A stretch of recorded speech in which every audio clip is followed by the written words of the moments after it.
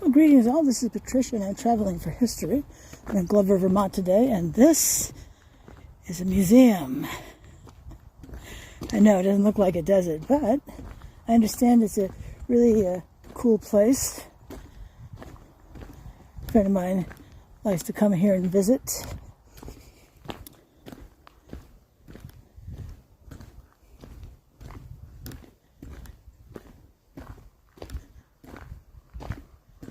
It is called the Museum of Everyday Life.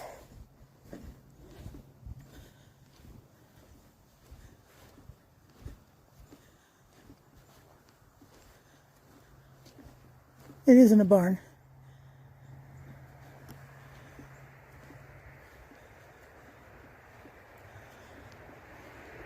Now we were in the I was in the Bread and Puppet Theater, Bread and Puppet Museum earlier today. Sort of a similar experience where you come in, you turn on the lights, and you go in, and then you turn them off as you leave.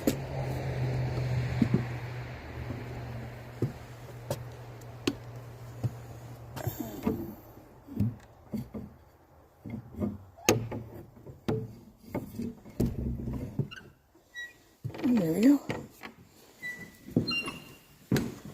Switches.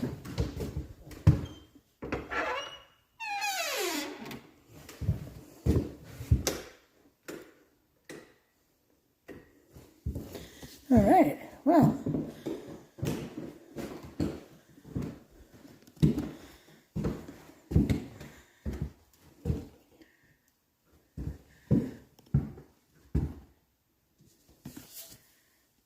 What goes around comes around. It is difficult to conceive of human civilization without the wheel, yet humans existed for centuries without it. Many other innovations came first: woven cloth, rope, boats, dolls, the flute. Rolling circular objects was doubtless where it all started. In the Neolithic era, logs were placed beneath heavy loads to more easily slide the load along from place to place. As humans began to cultivate barley, wheat, and rice, round stones were placed on top of each other and rotated against one another to grind the grains and separate husk from seed. The first potter's wheels were terracotta with a socket on the underside affixed to a low pivot, allowing the wheel to turn without wobbling. A significant breakthrough came as precision cutting tools were refined and discs made of wood became possible. True freely spinning fast wheels for pottery were invented around 4200 to 4000 BCE and used throughout Egypt and Mesopotamia. Wheeled wagons came afterward, around 3500 to 3350 BCE. It took more than 1500 years for the development of spokes, making the wheel lighter, stronger, and faster. The creation and use of chariots spread widely from the Caucasus throughout the Mediterranean starting around 2100 BCE. Wheel tracks dated to 2200 BCE have been found in China. Nubians were using water wheels around 400 BCE. After spokes, the next innovation was a metal rim. Later came the cogwheels, the flywheel, the turbine, metal spoked wheels, pneumatic wheels, and we were off. Since then, the wheel has come to permeate every aspect of our lives. Not a day goes by that we don't interact in some way with a wheel. But its utilitarian functionality is just one aspect of what makes the wheel so deeply important to human life. The wheel compels because it contains the profound mystery of circularity. Its elegant form suggests infinity, the state of having neither beginning nor ending. Ezekiel's fiery wheels in the sky, the snake swallowing his own tail, the Bhava Chakra clutched in Yama's jaws of death. The wheel saturates our religious imagery and illustrates complex cosmologies. By its very action, the wheel suggests repetition but also renewal. As a wheel spins, any given place on its rim returns to where it started relative to the central hub over and over and over. Yet each revolution of a wheel implies movement, not just a stale return to where we started, but profound change, going somewhere. Wheels poignantly remind us that while we are doomed to repeat ourselves again and again, that repetition also holds within it the potential of transformation. Wheels are emblematic of fate and retribution. Empires rise and fall with the capricious spinning of fortune's wheel. But we also know that the wheel brings back to us just what we have meted out. What goes around comes around. Wheels afford us the ecstasy of speed and experiences of sheer joy, as well as the flip side, the terror of uncontrolled lightning velocity. Wheels have enabled the development of movies as well as warfare, amusement parks, and punch clocks. The wheels of turbines generate our electricity. The rotating cylinders of repeating firearms are regular agents of tragedy in our communities. We talk of spinning our wheels when we fail to make progress, and of the wheel spinning when we are thinking deeply. Capitalist culture in particular loves the wheel, enthralled as it is by the teleological god of forward motion and unlimited growth. Yet the wheel also remains an object lesson in turning and overturning, its action described as revolution. Indeed, attempting to represent all aspects of the wheel is an impossible task, so enormous is its scope and reach into every aspect of life. We can only circle around and around the subject of the wheel, rotating here and spinning there, departing, returning ad infinitum, like wheels upon wheels upon wheels. So, let's take a walk.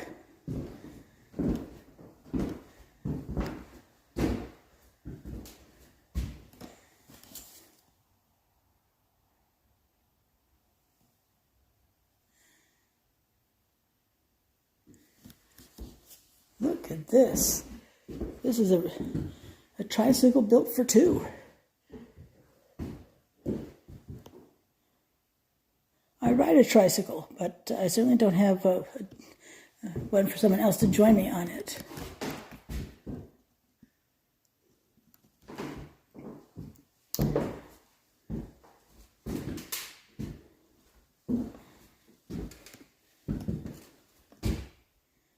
Who doesn't remember riding a tricycle, right?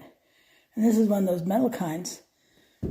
Something from my youth. Mine wasn't like this. Mine had a double-decker back on there. Wheels saved my dog. Martha Hull walks Earth Pig along Burlington's Church Street Marketplace. Earth Pig, who underwent surgery to repair 2 ruptured discs in her back, uses the cart to get around on pavement.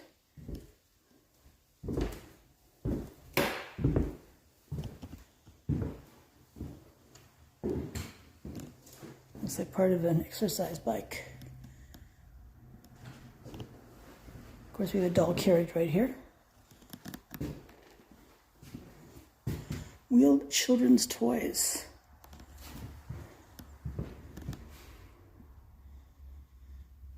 This is a vintage Victorian-era child's doll baby carriage from the museum's permanent collection.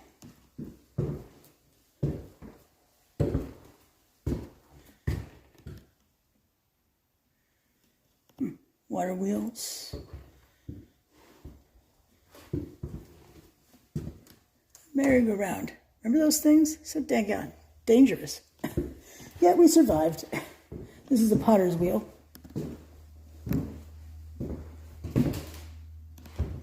A spinning wheel. I don't know about you, but I almost feel compelled. Was it Blood, Sweat, and Tears? Spinning wheel? Anyone? Ferris wheel.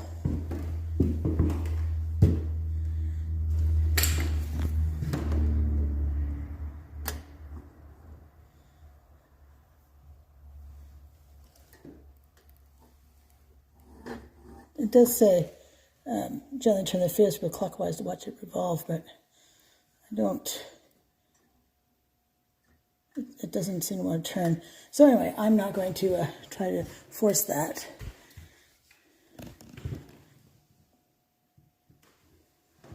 Ladies Cycle Club, Bradgate, Iowa, 1897.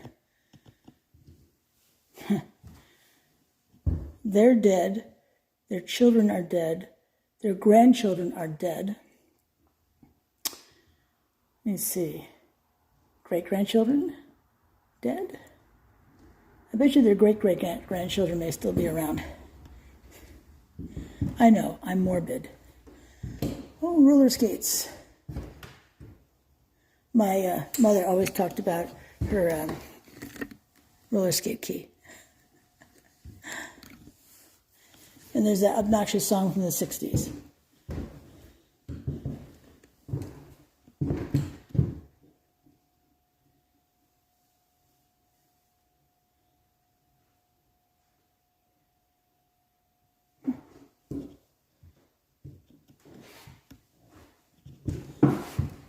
I used to go in a used toy store in Burlington, and these roller skates could not keep. This is an adult pair, but couldn't keep.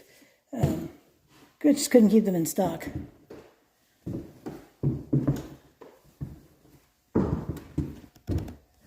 This is a reel-to-reel audio recorder. I think 1960s. Wow, that's pretty wild. Movie film cleaner. Walk into space. This is an 8mm film projector. This was high tech. That was very high tech and very expensive technology too, I might add. When these things first come out, they're always ridiculously expensive. This is a giraffe unicycle. Man, look at how tall that is. Let's continue up this way.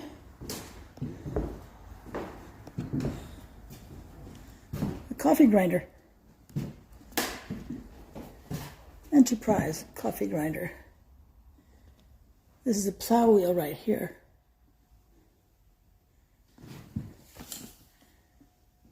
I like that angle. This is a metal wheelbarrow wheel.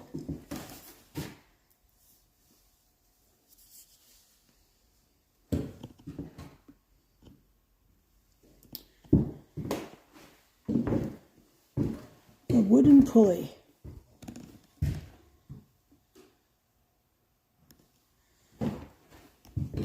And all these smaller pulleys.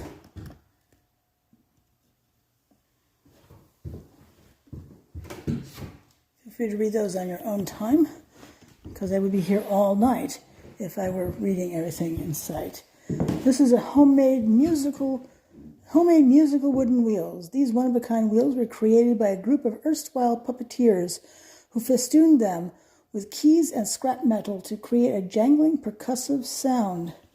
They were used once in a puppet performance of Dr. Jekyll and Mr. Hyde, and subsequently abandoned in the museum's barn for more than 15 years.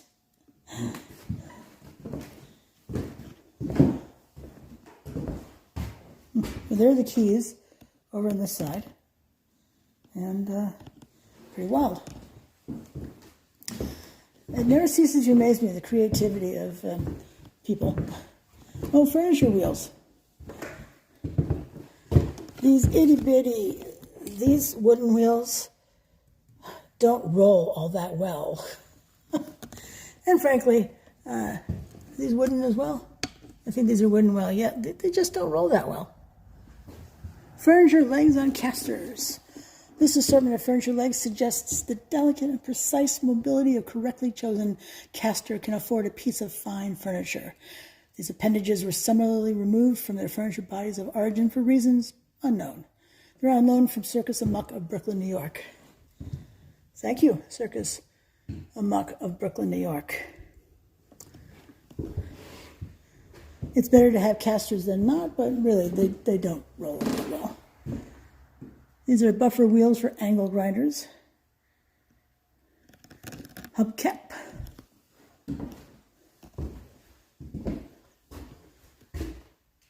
Wagon wheel, maybe? Oh, I had one of those. They don't last very long. Mine didn't, anyway.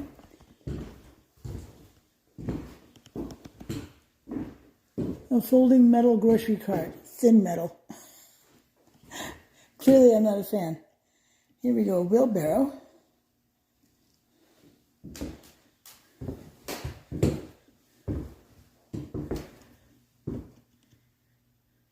baby carriage wheels. There's tire.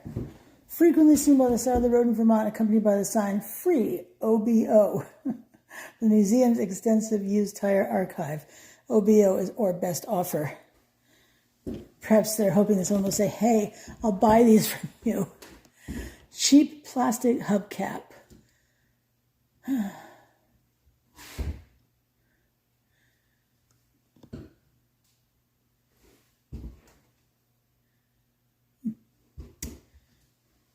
Plastic. And my last car had plastic hubcaps.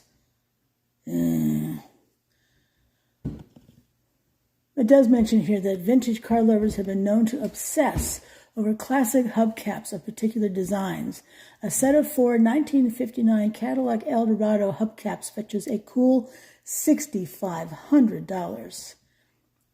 A set of these KT 1037-15SL plastic Walmart wheel covers, in contrast, goes for about $29. Oh, yay. There are these casters as well. These roll a lot better.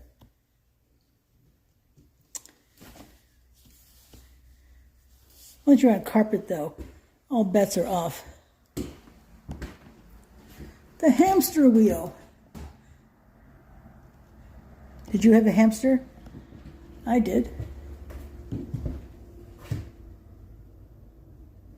Can't remember what her name was, though.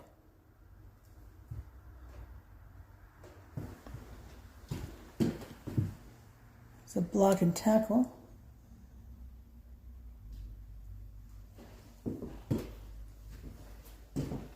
Amish metal wagon wheels. Reminds me of eyes staring at me.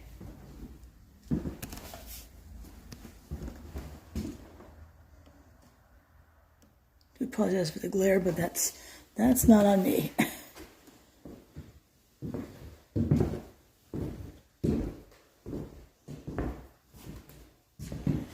Rolling Warrior, the incredible, sometimes awkward, true story of a rebel girl on wheels who helped spark a revolution. Judith Heumann with Kristen Joyner.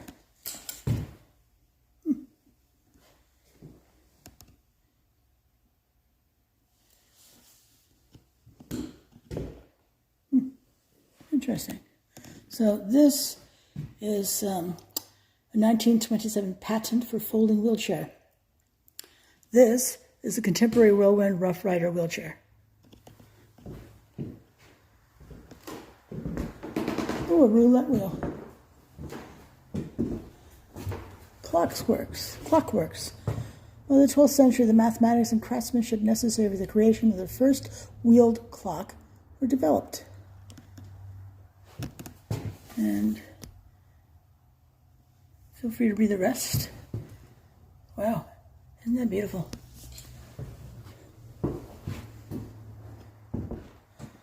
Baba Chakra. The cycle of samsara, endlessly repeating birth, life, death, and rebirth, is pictured in Tibetan iconography in the form of the Baba Chakra, or Wheel of Life. Isn't that lovely? And you read all about it right there.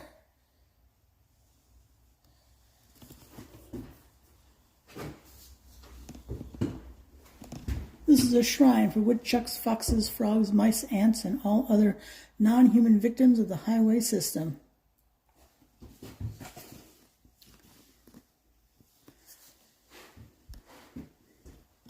Oh, the roulette wheel. I've never played roulette. I like blackjack personally, but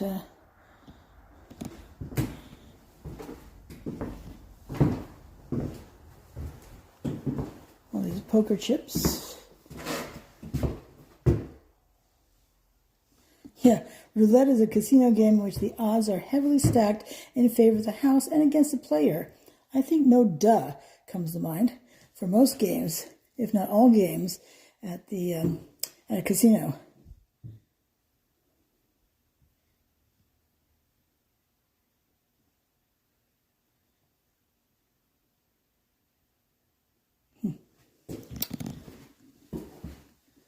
This was Ezekiel's wheel. Rotating cake wheel. In fact, it says here, Reed Nye's first job in college was at a bakery. She spent hours with her shoulders slightly bent, spreading piping and frosting onto cake after cake. During these long work days, as she perfected her craft, she grew to truly appreciate the rotating cake wheel as an essential tool of the craft. She was so moved by her gratitude to the cake wheel, she created this display for the museum's exhibition. Chore wheels. I don't think one of us likes chore wheels. Oh, color wheel. Raglan sweater wheel. There's a meditation on the wheel right here.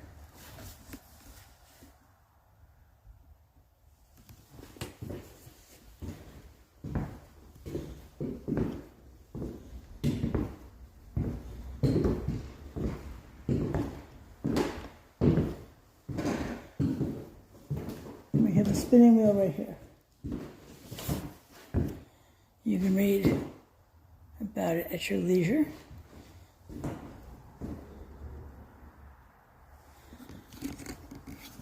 Alrighty, I do believe there are more exhibits here, but it is getting dark. Not in this building, I think in another building. But this wets your whistle for the Museum of Everyday Life, located in Glover, Vermont. It is on the main drag. It's easy to find. So it's all good. So this is Patricia. I'm Traveling for History. Thanks so much for coming along with me. And until I see you again, I hope you have a fabulous rest of your day. Thanks for watching. Bye now.